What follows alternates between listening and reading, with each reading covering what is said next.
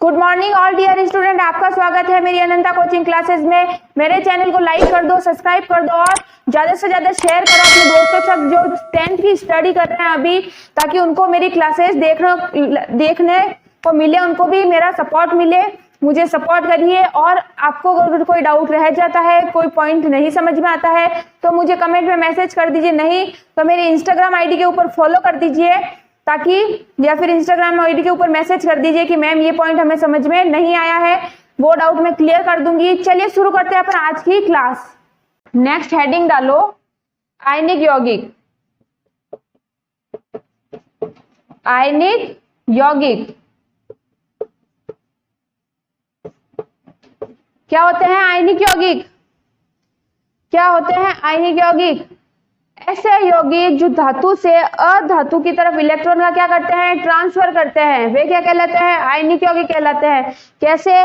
जब कोई इलेक्ट्रॉन का ट्रांसफर किसकी तरफ होता है? धातु से अधातु की तरफ होता है। ठीक है, देखो, जब ऐसे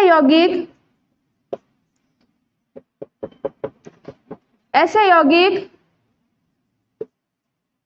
जिनमें इलेक्ट्रॉन का ट्रांसफर या स्थानांतरण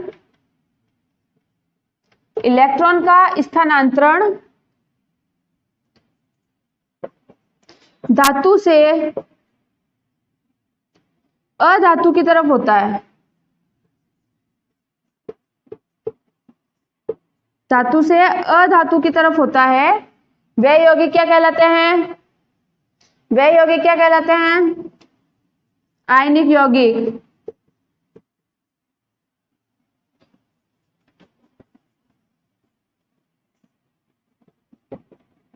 आयनिक यौगिक कहलाते हैं। ठीक है, आयनिक यौगिक कहलाते हैं। क्यों? क्योंकि इनमें जो इलेक्ट्रॉन का ट्रांसफर होता है वो धातु से अधातु की तरफ होता है। ठीक है, और इनके बहुत थोड़ा भौतिक गुणधर्म अपन देखते हैं, इनकी बात करते हैं अपन भौतिक गुणधर्म की। ठीक है, तो हेडिंग डालो, आयनिक यौगिकों के भौतिक गुणधर्म। आयनिक यौगिकों के भौतिक गुणधर्म।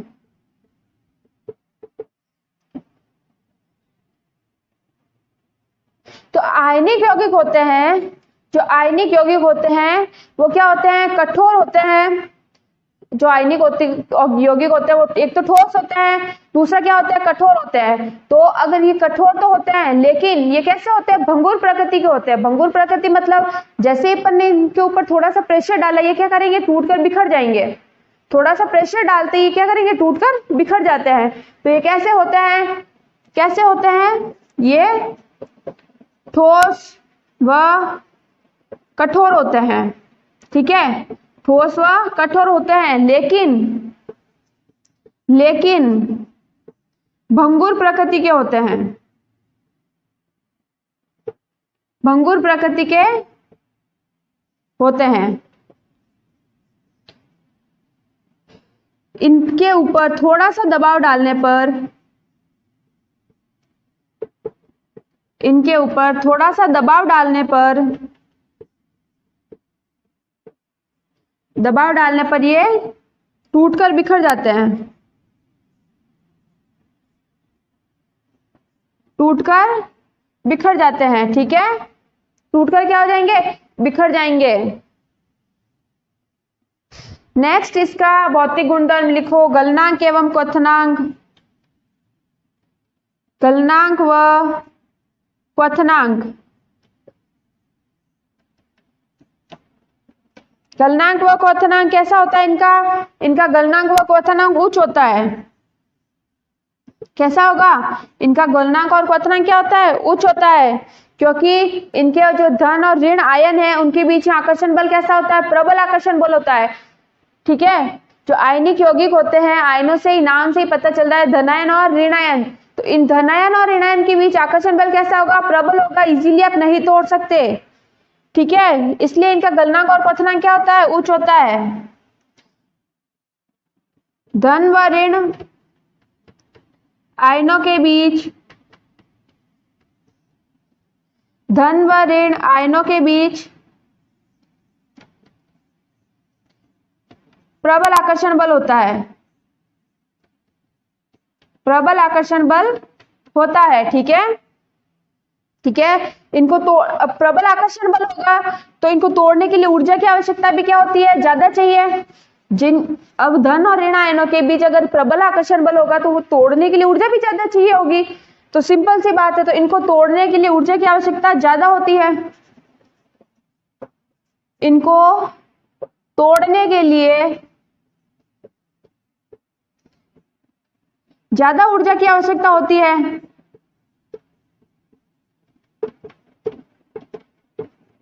ज्यादा ऊर्जा की आवश्यकता होती है। तीसरा लिखो इसका घुलनशीलता। बात करते हैं घुलनशीलता की, तो क्या होती है घुलनशीलता, कैसे होगी इनकी घुलनशीलता, कोई बता सकता है? अगर कोई चीज समझ में नहीं आ रही है तो कमेंट में मैसेज कर देना कि ये चीज समझ में नहीं आ रही है, वापस रिपीट करो, तो वापस रिपीट कर देंगे। ठीक है, समझा देंगे। और अपने चैनल को लाइक करते रहो, सब्सक्राइब करते रहो, ताकि आगे से आगे वीडियो के बारे में आगे से आगे नेक्स्ट अपना वीडियो देखते रहो आप।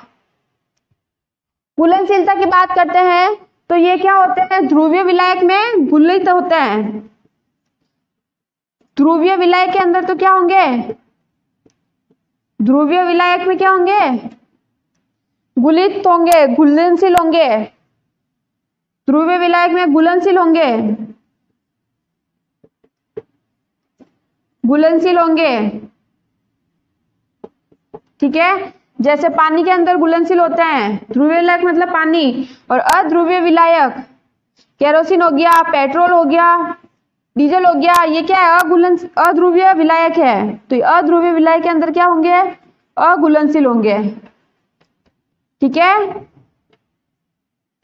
ठीक है। अध्रुवीय विलायक के अंदर क्या होंगे, अघुलनशील होंगे। अघुलनशील होंगे। चौथा पॉइंट लिखना इसका, विद्युत चालकता। चौथा पॉइंट लिखना, विद्युत चालकता। अगर ये आयन है, आयनिक यौगिक है, मतलब आयन है, ऋण है, धनायन है। अगर आयन और धनायन और ऋणायन है तो मतलब विद्युत का क्या करेंगे, चालन तो करेंगे ही। धनायन और ऋणायन क्या करेंगे, विद्युत का चालन करते ही है। ये चीज तो पता होगी कि जो आयनिक यौगिक होते हैं वो विद्युत का चालन करते हैं। क्यों, क्योंकि इनके अंदर आयन होते हैं और आयन विद्युत का चालन करते ही हैं। तो ये क्या करते हैं, ठोस अवस्था में तो विद्युत का चालन नहीं करेंगे। जब ये ठोस अवस्था में होते हैं तो विद्युत का चालन नहीं करेंगे। ठोस अवस्था में विद्युत का चालन नहीं करते हैं। नोट करते जाना मेरे साथ साथ। दूसरा, जब ये द्रव अवस्था में होंगे तो विद्युत का चालन करेंगे।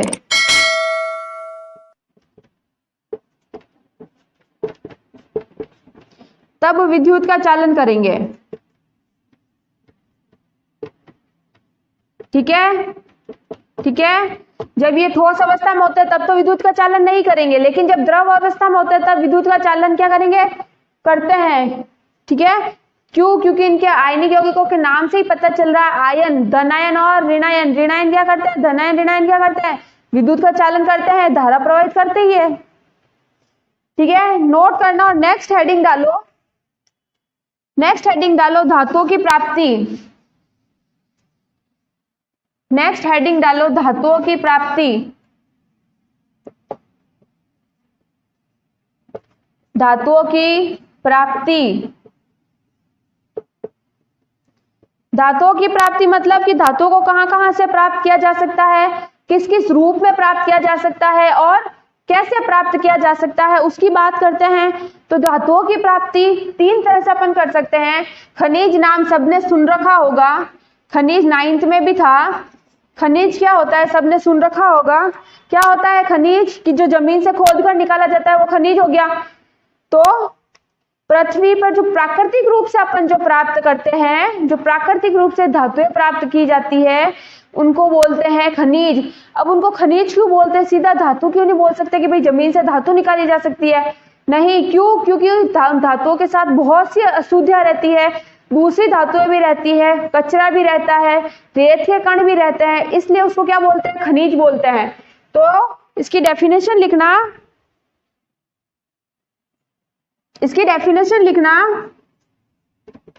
कि पृथ्वी के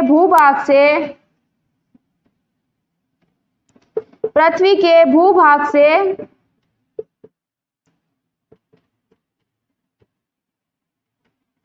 निकाले जाने वाले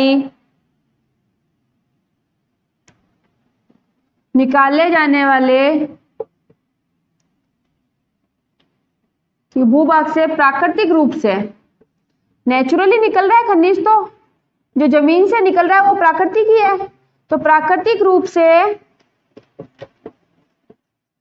निकाले जाने वाले तत्व क्या कहलाते हैं? खनिज।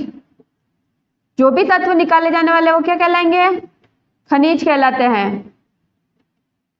ठीक है, क्यों? क्योंकि खनिज इसलिए बोल सकते हैं क्योंकि उसके साथ बहुत से रेत के कण रहते हैं, बहुत सी अशुद्धियां रहती है, शुद्ध धातु नहीं निकलती। जो जमीन से अपन निकालते हैं वो कभी शुद्ध धातु नहीं निकलती है, इसलिए उसको क्या बोलते हैं? खनिज बोलते हैं। ठीक है, दूसरा पॉइंट लिखना इसका, अयस्क। अयस्क क्या होता है? अयस्क क्या होता है? अयस्क क्या, कई बार क्या होता है कि पृथ्वी के एक ही भाग से ज्यादा मात्रा में धातुएं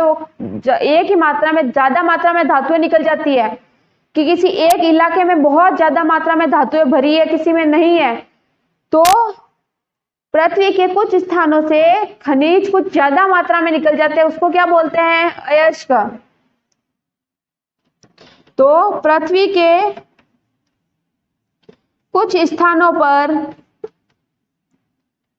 जो खनिज होते हैं वो ज्यादा मात्रा में निकलते हैं, धातु हो गई, रेत के कण वगैरह मिक्स हो गए, वो तो हो गया खनिज। तो खनिज ज्यादा मात्रा में निकल जाता है, कई बार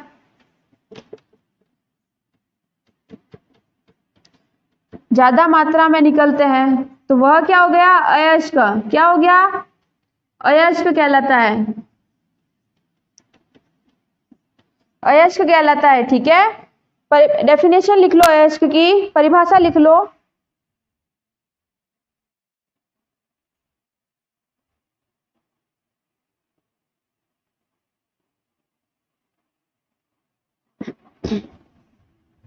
तीसरा लिखो, तीसरा हेडिंग डालो गैंग।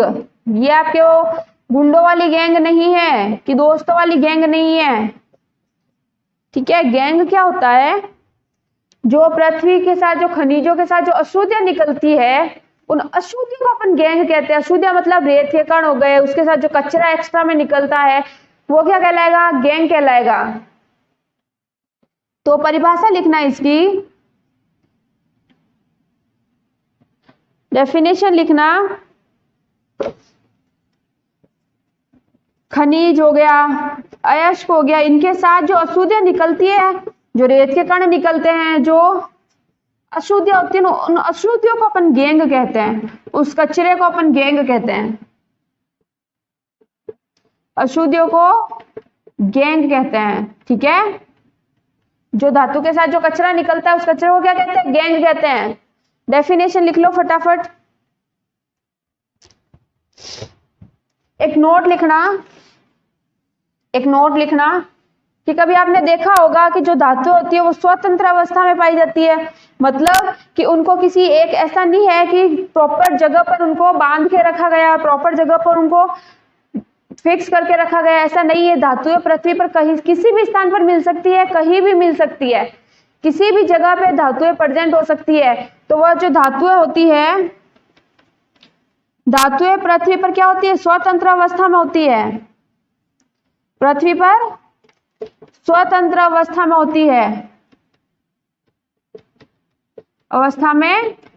होती है, ठीक है, लिखो, स्वतंत्र अवस्था में हो सकती है। धातुएं कोई भी हो सकती है, एयू हो सकती है, एजी हो सकता है, सोना हो सकता है, चांदी हो सकता है, तांबा हो सकता है, प्लेटिनम हो सकता है, ये धातुएं हैं, नोट करो।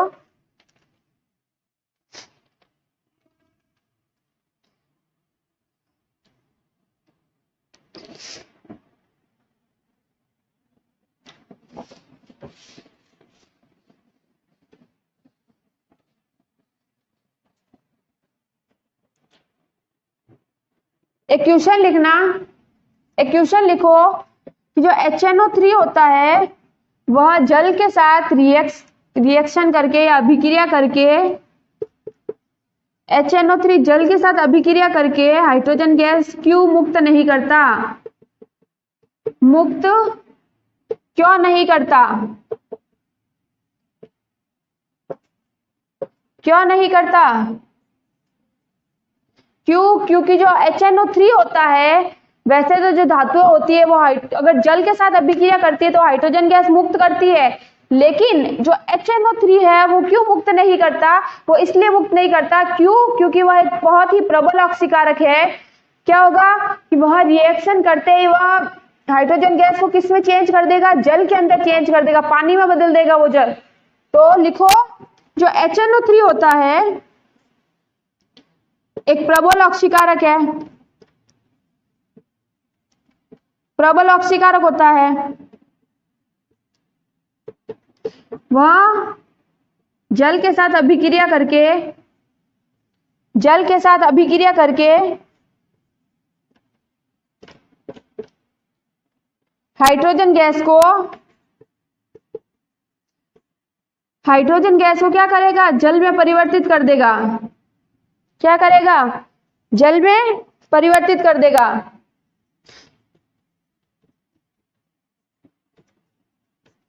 ठीक है, ये नोट कर लो, बहुत इंपॉर्टेंट क्वेश्चन है ये कि HNO3 क्या करेगा? प्रबल ऑक्सीकारक है तो हाइड्रोजन गैस को क्या कर देगा? जल में बदल देगा, बस हाइड्रोजन गैस मुक्त ही नहीं होगी।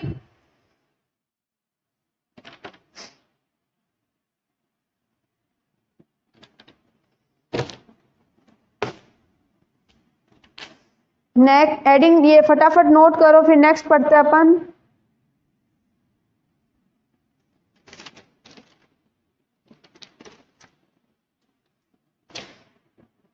एक हेडिंग डालो, उभयधर्मी ऑक्साइड। हेडिंग डालो, उभयधर्मी ऑक्साइड। क्या होते हैं उभयधर्मी ऑक्साइड? जब मैंने बताया था कि धातुएं वायु के साथ रिएक्शन करके, धातुएं वायु के साथ अभिक्रिया करके ऑक्साइड में बदल जाती है, तो उभयधर्मी ऑक्साइड क्या होता है? उभयधर्मी ऑक्साइड क्या होता है? ठीक है, उभयधर्मी ऑक्साइड क्या होता है कि ऐसा धातु ऑक्साइड होता है, जो अपन ने धातु ऑक्साइड बनाई थी, जब जो धातु होती है वो ऑक्सीजन के साथ क्रिया करके क्या बना लेती है? धातु ऑक्साइड बना लेती है, बताया था मैंने। तो जो ये धातु ऑक्साइड बनी है, जो ये धातु ऑक्साइड बनी है तो वो क्या करेगा? अम्ल और क्षार दोनों के साथ अभिक्रिया कर लेती है। धातु जो ऑक्साइड होती है वह क्या करेगी? धातु ऑक्साइड अम्ल के साथ भी अभिक्रिया कर लेती है और क्षार के साथ भी अभिक्रिया करती है। तो ऐसे यौगिक जो ऐसे धातु ऑक्साइड जो अम्ल और क्षार दोनों के साथ अभिक्रिया करते हैं वह क्या कहलाते हैं? उभयधर्मी ऑक्साइड। क्या कहलाते हैं? उभयधर्मी ऑक्साइड। और रिएक्शन करके किसका निर्माण करेंगे? लवण प्लस जल का, लवण प्लस जल का निर्माण करते हैं। तो डेफिनेशन लिखना इसकी, डेफिनेशन लिखो इसकी कि ऐसे धातु ऑक्साइड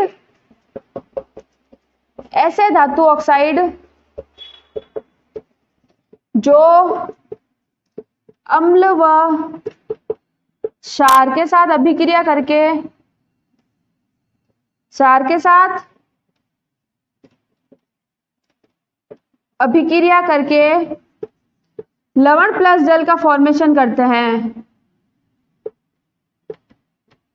लवण व जल का निर्माण करते हैं, फॉर्मेशन करते हैं, वे क्या कहलाते हैं? उभयधर्मी ऑक्साइड। क्या कहलाएंगे? उभयधर्मी ऑक्साइड कहलाएंगे।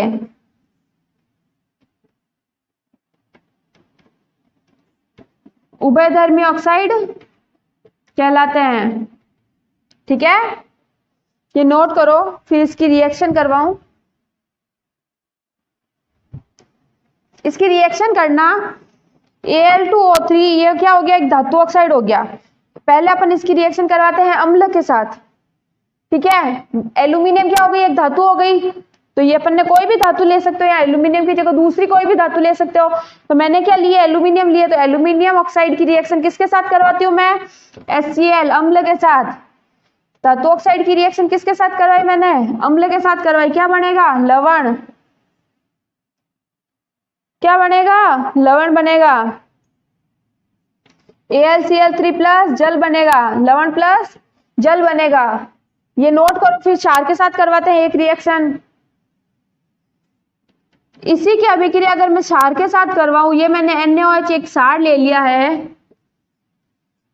क्षार ले लिया है, तो क्या बनेगा, क्या बनेगा,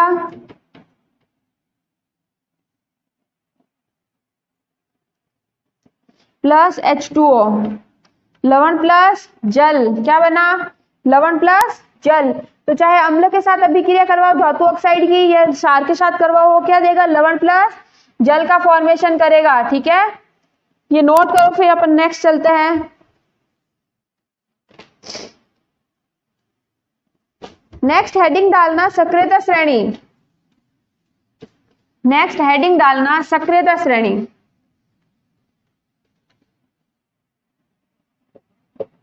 सक्रियता श्रेणी या रासायनिक श्रेणी। क्या होती है सक्रियता श्रेणी, क्या होती है सक्रियता श्रेणी, ऐसी श्रेणी जिसके अंदर धातुओं को उसकी क्रियाशीलता के आधार पर बांटा गया है।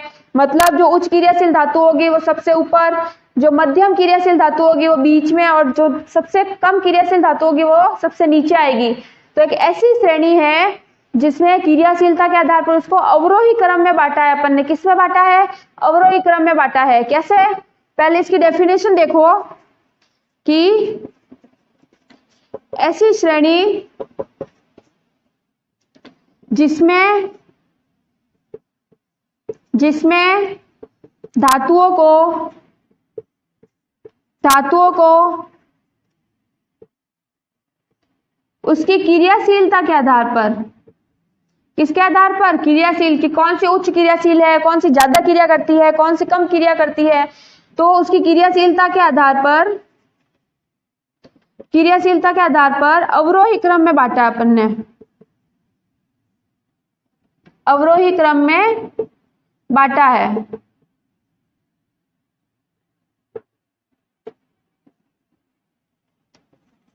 वह श्रेणी कौन सी कहलाएगी, सक्रियता श्रेणी। मेरे साथ साथ नोट करते जाना, वह श्रेणी कौन सी कहलाएगी, सक्रियता श्रेणी।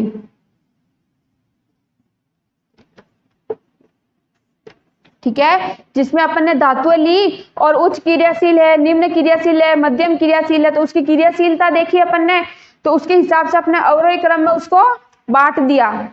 ठीक है, कैसे, ये मिटा दूं,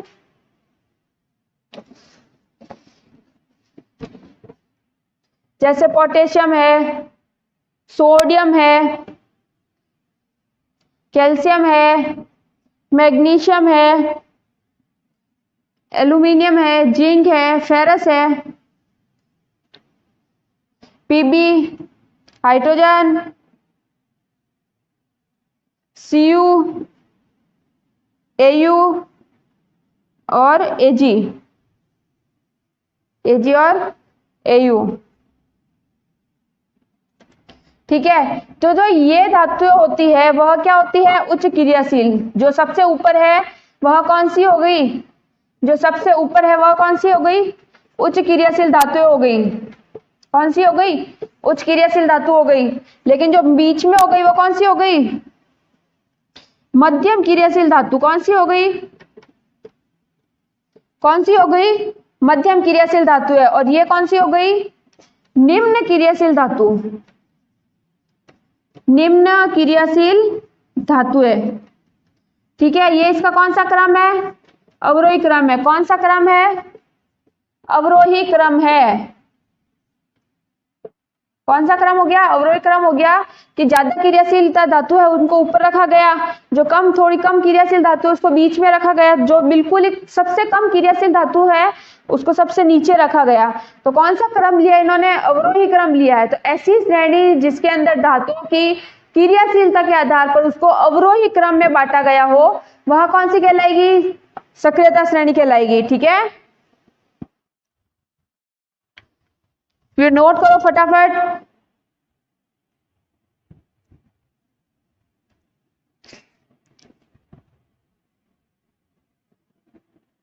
नेक्स्ट हेडिंग डालो, नेक्स्ट हेडिंग डालो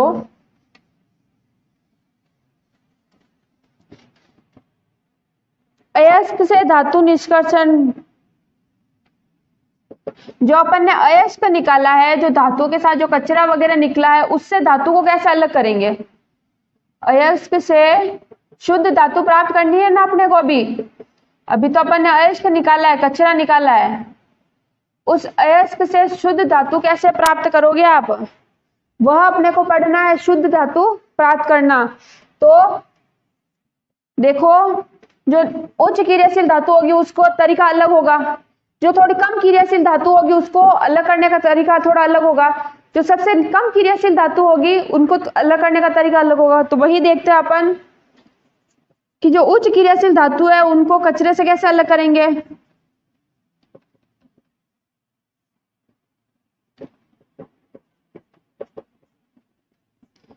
कैसे अलग करेंगे, धातु का विद्युत अपघटन करके। कैसे करेंगे, धातु का विद्युत अपघटन करके।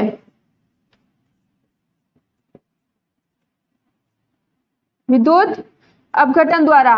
जो मध्यम क्रियाशील धातुएं हैं, जो मध्यम क्रियाशील धातुएं हैं उनको कैसे अलग करेंगे, दो तरह से। कैसे करेंगे, दो तरह से करेंगे।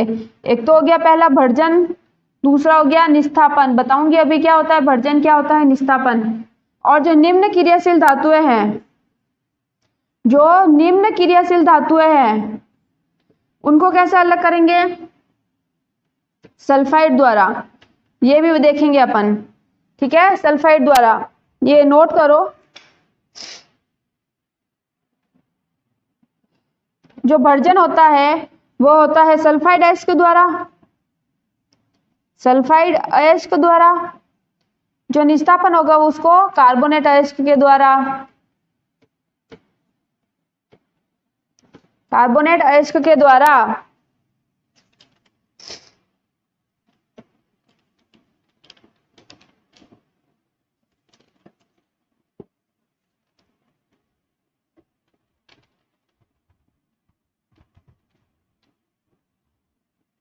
ठीक है, मिटा दूं।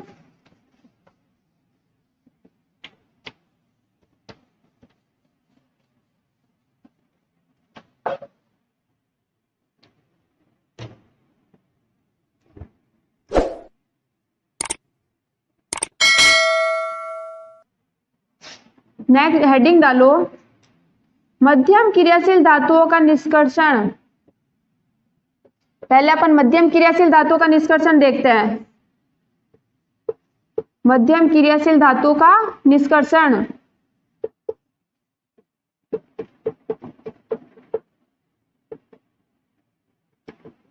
मध्यम क्रियाशील धातुओं का निष्कर्षण देखते हैं। तो इसका निष्कर्षण मैंने अभी जस्ट लिखवाया था, दो तरह से, भर्जन और निस्थापन। तो पहला हेडिंग डालो भर्जन। क्या होता है भर्जन, क्या होता है भर्जन। जब अपन सल्फाइड अयस्क लेते हैं, सल्फाइड अयस्क लेते हैं, तो सल्फाइड अयस्क को वायु की प्रेजेंट में, वायु की उपस्थिति में गर्म करते हैं, गर्म किया जाता है। तो वह ऑक्साइड में चेंज हो जाता है। किस में चेंज हो जाता है, ऑक्साइड में। किस में चेंज हो जाएगा, ऑक्साइड में, ऑक्साइड में बदल जाता है। ठीक है, वह क्या कहलाएगा, भर्जन कहलाएगा। अपन ने क्या करा, सल्फाइड अयस्क लिया, उसको वायु की उपस्थिति में क्या किया, गर्म किया। जैसे ही अपन ने सल्फाइड अयस्क को गर्म किया तो वह किस में चेंज हो गया, ऑक्साइड में चेंज हो गया। ठीक है, ऑक्साइड में चेंज हो गया। तो यह प्रक्रिया क्या कहलाती है, यह प्रक्रिया क्या कहलाती है, भर्जन। यह प्रक्रिया क्या कहलाएगी, भर्जन कहलाती है। ठीक है, इसकी रिएक्शन देखो, जैसे मैंने कोई भी यहाँ धातु ले ली, सल्फाइड अयस्क ले लिया, उसको मैंने वायु की प्रेजेंस में गर्म किया, गर्म करते हुए किस में चेंज हो जाएगा? ऑक्साइड में चेंज हो जाएगा। किस में चेंज हो जाएगा? ऑक्साइड में। सल्फाइड अयस्क या कोई भी धातु ले सकते हो आप। तो जैसे ही मैंने सल्फाइड अयस्क को वायु की प्रेजेंस में क्या किया? गर्म किया, तो किस में चेंज हो गया? वह ऑक्साइड में चेंज हो गया है। ठीक है, तो यहाँ अपने को शुद्ध धातु प्राप्त हो चुकी है ऑक्साइड में। दूसरा पॉइंट लिखो, निस्थापन। निस्थापन क्या होता है? निस्थापन जब अपन कार्बोनेट अयस्क को, जब अपन कार्बोनेट अयस्क को वायु की उपस्थिति में गर्म करते हैं तो वह किस में चेंज हो जाएगा? किस में चेंज हो जाएगा? ऑक्साइड में।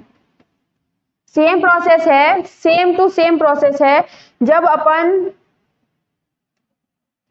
अपन क्या लेते हैं? कार्बोनेट अयस्क लेते हैं। कार्बोनेट अयस्क को वायु की प्रेजेंस में गर्म करेंगे तो किस में चेंज हो जाएगा? ऑक्साइड में चेंज हो जाएगा। ठीक है, गर्म करो इसको भी तो किस में चेंज हो गया? ऑक्साइड में चेंज हो गया। प्लस क्या बन जाएगी? CO2 बन जाएगी। क्या बन जाएगी? CO2। ठीक है, क्या बन जाएगी? CO2 बन जाएगी और अपने को शुद्ध धातु मिल जाएगी यहाँ पे। तो जो मध्यम क्रियाशील धातुएं होती है उसको अपन दो तरह से निष्कर्ष कर सकते हैं, निष्कर्षण, भर्जन और निस्थापन। भर्जन को कैसे करेंगे? सल्फाइड अयस्क को गर्म करना है, किस में चेंज हो जाएगा? ऑक्साइड में चेंज हो जाएगा। निस्थापन में कार्बोनेट अयस्क को जैसे अपन ने गर्म किया किस में चेंज हो जाएगा? ऑक्साइड में चेंज हो जाएगा। नेक्स्ट हेडिंग डालो, थर्मिट अभिक्रिया। थर्मिट अभिक्रिया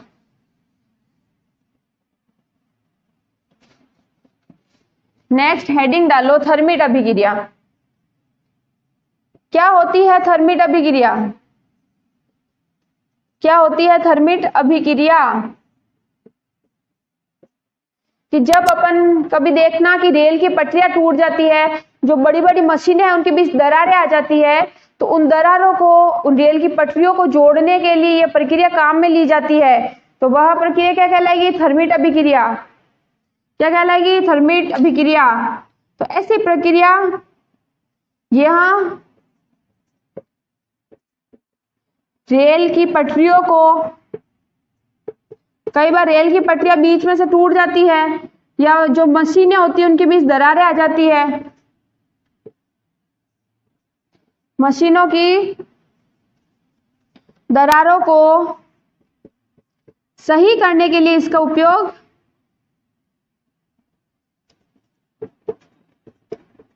थर्मिट प्रक्रिया का उपयोग किया जाता है।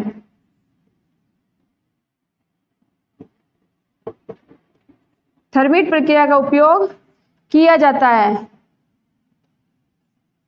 ठीक है, नोट करो। इसकी रिएक्शन देखो,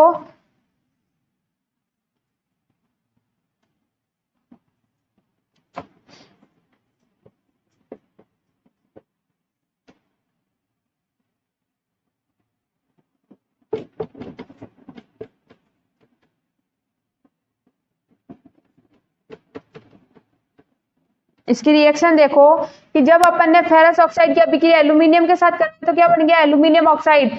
मतलब जो रेल की पटरियां है, उनकी मशीनों की दरारें हैं, उनको जोड़ने के लिए इस प्रक्रिया का उपयोग किया जाता है। ठीक है, ये नोट करो। और ये पूछी भी जाती है कई बार 1 नंबर 2 नंबर क्वेश्चन में, और 1 नंबर क्वेश्चन में तो 100% पूछी जाती ही है। तो इस अभिक्रिया को ध्यान में रखना है। छोटा सा एक पॉइंट दिया हुआ है आपके। ठीक है, नेक्स्ट लिखो, नेक्स्ट लिखो उच्च अभिक्रियाशील धातुओं का वह निष्कर्षण। नेक्स्ट हेडिंग डालो, नेक्स्ट हेडिंग डालो, उच्च अभिक्रियाशील धातुओं का निष्कर्षण। धातुओं का निष्कर्षण। उच्च अभिक्रियाशील धातुओं का क्या करना है? निष्कर्षण करना है। जो मैंने आपको बताया था, उच्च अभिक्रियाशील धातु के निष्कर्षण के लिए अपन कौन सी विधि काम में लेंगे? विद्युत अपघटन। कौन सी विधि काम में लेंगे?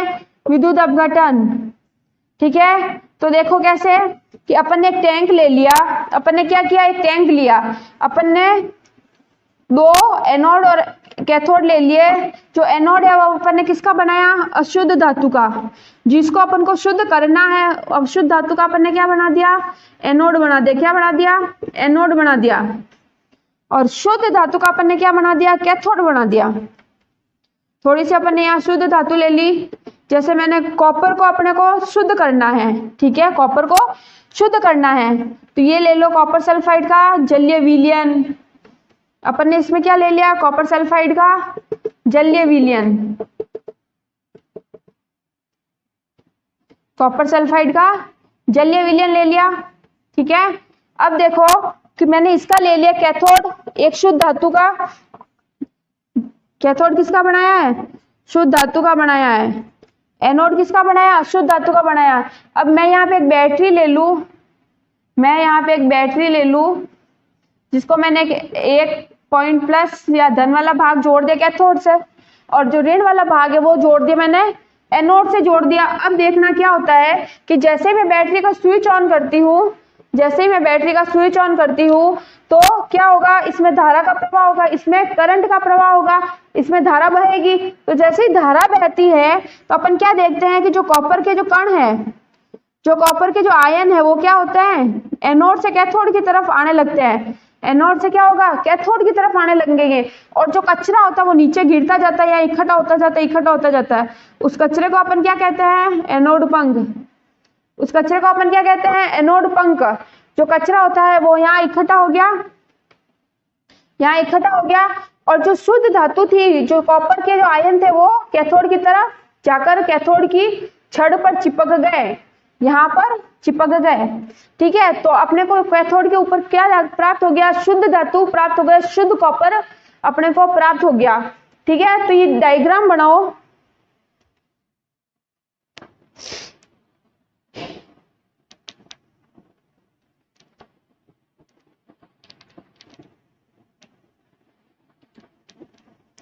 डायग्राम बनाओ फटाफट।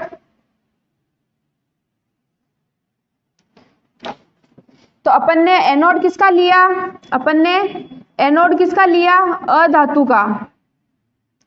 कैथोड किसका लिया, कैथोड किसका लिया, शुद्ध धातु। अशुद्ध धातु का कैथोड एनोड हो गया, शुद्ध धातु का हो गया कैथोड लिया।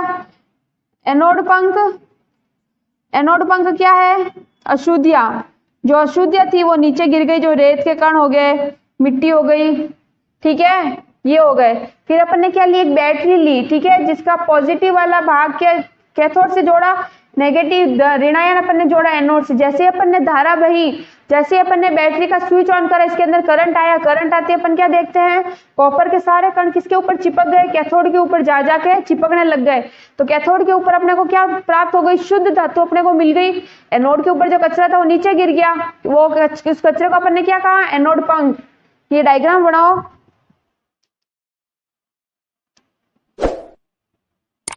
फिर नेक्स्ट हेडिंग डालो संसारण, नेक्स्ट हेडिंग डालो संसारण। नेक्स्ट और लास्ट टॉपिक है ये आपका संसारण, लास्ट टॉपिक है आपका संसारण। क्या होता है संसारण, क्या होता है संसारण, कि कोई भी धातु को जंग लगने से बचाने के लिए की गई प्रोसेस क्या कहलाती है, संसारण कहलाती है। लोहे को जंग लगने से बचाने के लिए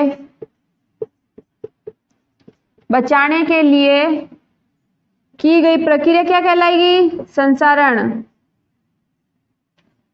क्या कहलाती है, संसारण। ताकि लोहा क्या होता है, कई बार देखा होगा आपने, हवा में पड़े पड़े क्या हो जाता है, खराब होने लग जाता है, उसके ऊपर जंग लग जाती है। पानी में पड़ा रहेगा तो खराब हो जाएगा, हवा में ज्यादा टाइम पड़ा रहेगा तो क्या हो जाएगा, खराब हो जाएगा, उसके ऊपर क्या लग जाएगी, जंग लग जाएगी। लेकिन उसको जंग लगने से बचाने के लिए जो अपन प्रोसेस करते हैं, जो प्रक्रिया की जाती है, जो आइडिया अपन लगाते हैं, उसको क्या कहते हैं, संसारण कहते हैं।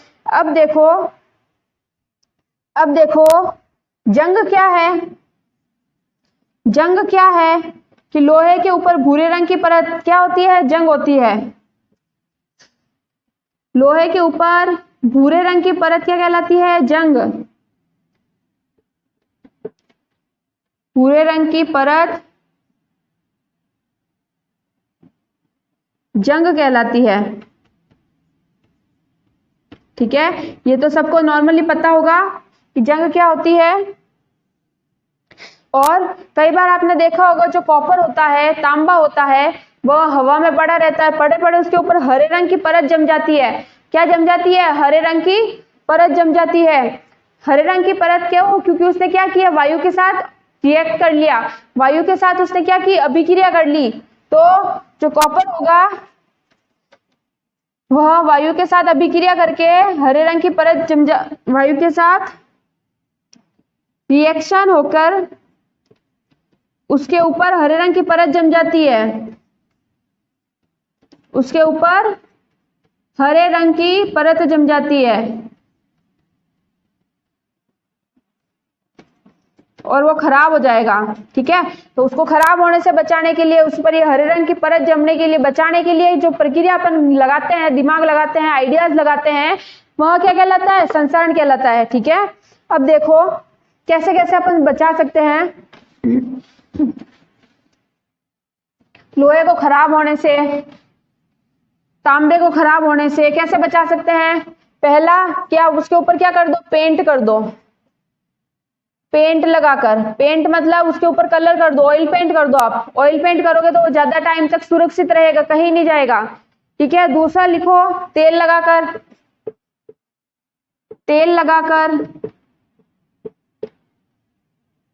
ग्रीस लगाकर, ग्रीस लगाकर। ठीक है, यशद लेपन द्वारा, अभी बताऊंगी यशद लेपन क्या होती है। यशद लेपन द्वारा ये मिश्र धातु, ये भी बताऊंगी। तो ये सब अपन आइडिया लगा लगा के संसारण से सुरक्षा कर सकते हैं, बचाया जा सकता है। ठीक है, तो हेडिंग डालो यशद लेपन, ये इंपॉर्टेंट है आपका, यशद लेपन पूछा जाता है, 1 नंबर का क्वेश्चन तो फिक्स से आता ही आता है। तो हेडिंग डालो यशद लेपन, क्या होता है यशद लेपन, क्या होता है यशद लेपन। क्या करते हैं कि जो लोहा है, लोहा या इस्पात हो गया, इनको जंग लगने से बचाने के लिए, इनको क्या जंग लग जाती है ना, तो उस जंग लगने से बचाने के लिए, बचाने के लिए जिंक की परत चढ़ा देते हैं। किसकी, जिंक की परत चढ़ा देते हैं। इसके ऊपर क्या करते हैं अपन, जिंक की परत चढ़ा देते हैं, तो वह क्या कहलाएगी, यशद लेपन,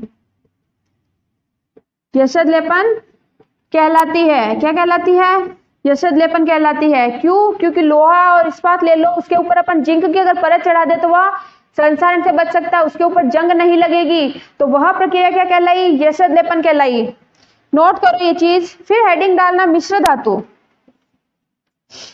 मिश्र धातु क्या होता है कि धातुओं को सुरक्षित करने के लिए 2 या 2 से अधिक धातु का मिश्रण कर दो, तो उसके ऊपर वायु के संपर्क में आएगी तो थोड़ा कम क्रिया करेगी।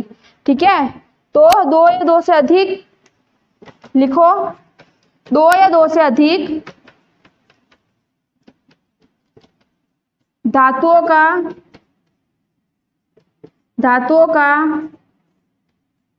समांगी मिश्रण, समांगी मतलब समान मात्रा में, समांगी मतलब एकदम समान मात्रा में, बराबर मात्रा में। समांगी मिश्रण क्या कहलाता है, मिश्र धातु कहलाता है। क्या कहलाता है, मिश्र धातु कहलाता है।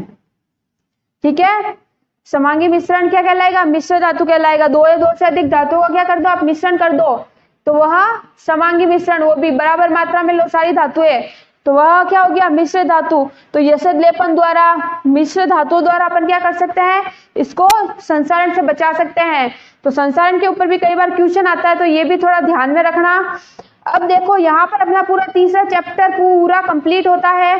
अगर कोई चीज नहीं समझ में आई है तो मुझे कमेंट में मैसेज कर देना, अपन वो चीज वापस रिपीट कर देंगे और वैसे अपन एक बार और रिवीजन करेंगे तो आपको समझ में आ जाएगा। ठीक है, कोई चीज या कोई पॉइंट रह गया हो कि ये चीज समझ में नहीं आई, ये कोई क्वेश्चन हो तो कमेंट में मैसेज कर देना। अपने चैनल को लाइक कर दो, सब्सक्राइब कर दो, ज्यादा से ज्यादा शेयर कर दो ताकि नेक्स्ट वीडियो देखते रहो मेरी, और मेरे साथ ऐसे ही जुड़े रहो। अपन टॉपिक वाइज चलते जाएंगे। ठीक है, तो यहाँ अपनी क्लास खत्म होती है। कल नेक्स्ट क्लास में मैं आपको इंपॉर्टेंट कुछ क्वेश्चन बताऊंगी, मेरे साथ जुड़े रहना। इंपॉर्टेंट क्वेश्चन है जो बोर्ड में आने लायक है, वो सब क्वेश्चन मैं आपको करवाऊंगी, सॉल्व भी करवाऊंगी, तो वो भी आपको नोट करने हैं।